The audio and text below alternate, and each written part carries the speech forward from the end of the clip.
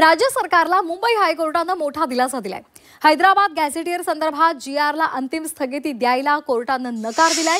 मराठा आरक्षणासंदर्भात 2 सप्टेंबर रोजी काढलेल्या जीआरला अंतरिम स्थगिती देण्याची याचिकांद्वारे मागणी करण्यात आली होती।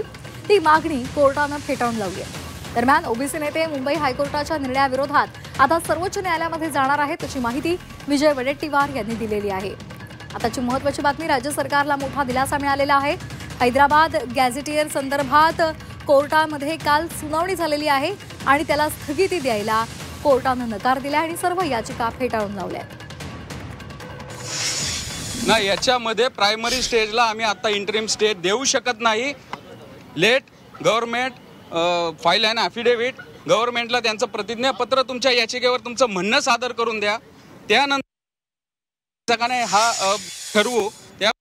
आज माननीय उच्च न्यायालयाने सर्वांना सांगितलेलं आहे की स्टेट गव्हर्नमेंटने 4 आठवड्यामध्ये या सर्व ज्या याचिका आहेत त्या याचिकेवर तुमचं उत्तर सादर करा आणि त्यानंतर मग आपण ही जी याचिका आहे हा विषय ठरवला जाईल।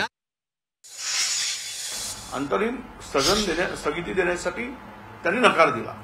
4 आठवड्याच्या आत आम्ही 2 आठवडे मागितले, आम्ही 1 आठवडा मागितला होता आमच्या वकिलांनी। पण आता आम्ही आजच मी आमच्या वकिलांशी, तिथल्या वकिलांशी आमची चर्चा झाली आणि आम्ही सुप्रीम कोर्टामध्ये याचिका दाखल करायचा निर्णय घेतला आहे। आम्हाला आमचा माणूस उद्ध्वस्त होताना दिसतंय, हे आम्ही दुगळ्या डोळ्यांनी बघत आहोत।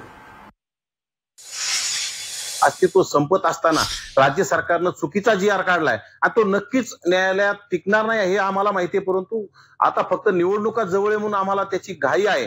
परंतु राज्य सरकार, मला वाटत नाही की निवडणुका डोळ्यासमोर ठेवूनच हे झुलवत ठेवण्याचं काम करणार आहे आणि राज्य सरकार जाणीवपूर्वक ॲफिडेव्हिट निवडणुका होईपर्यंत देणार नाही।